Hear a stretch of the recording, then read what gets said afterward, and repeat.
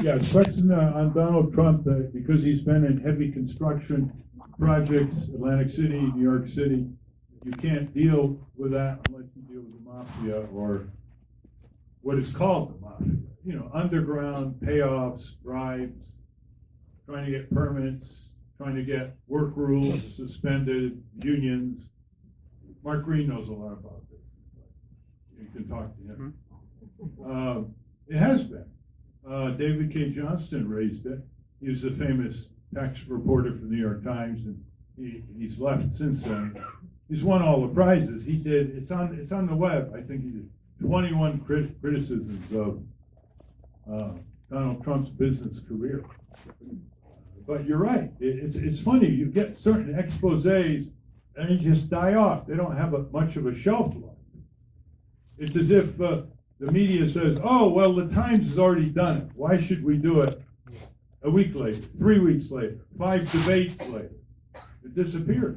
And that's true for a lot of politicians. It isn't just Reagan who has a Teflon. It's true for a lot of politicians. It's true for Hillary Clinton. I mean, her foreign policy crimes are not being repeated. I mean, she's never met a war she hasn't liked, and she's never met a weapon system she hasn't liked. Completely different from her early years after she graduated from Wellesley, anti-Vietnam War, and all the rest. And the same is true for a lot of the other candidates. They have horrendously bad things.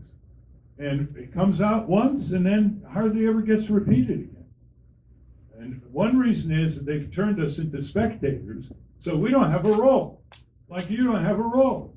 And if you're in a blue state, you'll never see a Republican candidate. And if you're a red state, you'll never see a Democratic candidate. And that's 40 states. Fortunately, in Florida, you don't have that problem because you're a swing state.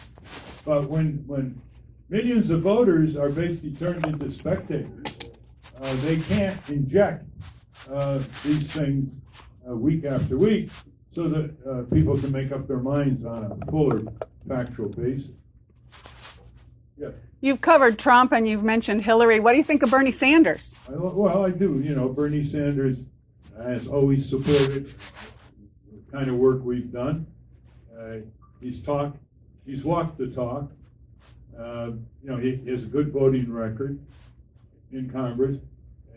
He's very good on single payer, full Medicare. He's very good on cracking down on corporate crime, dealing with high drug prices, expanding Social Security, a public works program with millions of jobs, changing the tax system to pay for it, reducing empire abroad.